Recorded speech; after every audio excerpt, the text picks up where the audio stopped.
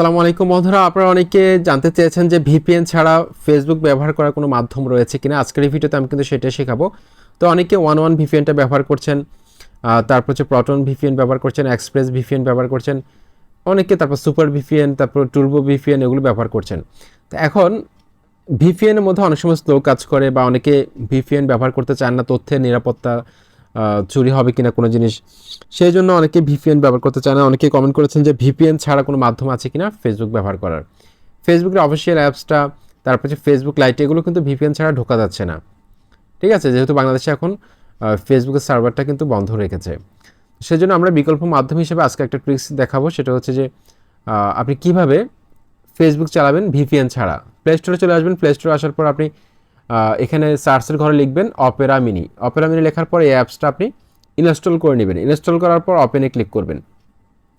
ওপেনে ক্লিক করার পর আপনি দেখতে পাচ্ছেন এখানে এই যে ফেসবুকের একটা লোগো রয়েছে। দেখুন, এই যে দেখুন ফেসবুকের একটা লোগো রয়েছে। এই লোগোর মধ্যে ক্লিক করে আপনি আপনার ইমেল পাসওয়ার্ড দিবেন। তারপর হচ্ছে আপনার নাম্বার দিয়ে খুলে নাম্বার পাসওয়ার্ড দিয়ে লগ ইনে ক্লিক করবেন। লগ ইনে ক্লিক করার সাথে সাথে কিন্তু আপনার ফেসবুকটা কিন্তু চলা শুরু হয়ে যাবে। দেখতে পাচ্ছেন আমার কিন্তু অনেক হাই স্পিডে চলতেছে, ভিডিও চলবে, এমনকি আমি ছবি আপলোড দিতে পারবো, ভিডিও দেখতে পারবো। অর্থাৎ আপনি ফেসবুক যেভাবে ব্যবহার করেন সেভাবে ব্যবহার করতে পারবেন, আগের থেকে অনেক বেশি স্পিডে চালাতে পারবেন, যেই কোনো ভিডিও অনেক স্মুথলি চলবে। তারপর বন্ধুরা, আমি আপনাদেরকে দেখাই আমার কিন্তু কোনো ভিপিএন কানেক্ট করা নেই। আপনারা দেখুন নোটিফিকেশান বার দেখাচ্ছি আপনাদেরকে, কোনো ধরনের ভিপিএন কিন্তু আমার কানেক্ট করা নেই, কিন্তু আমার দ্রুত গতিতে কিন্তু আমি ফেসবুকটাকে চালাতে পারতেছি। দেখুন আমি রিফ্রেশ করার সাথে সাথে কিন্তু চলে আসতেছে।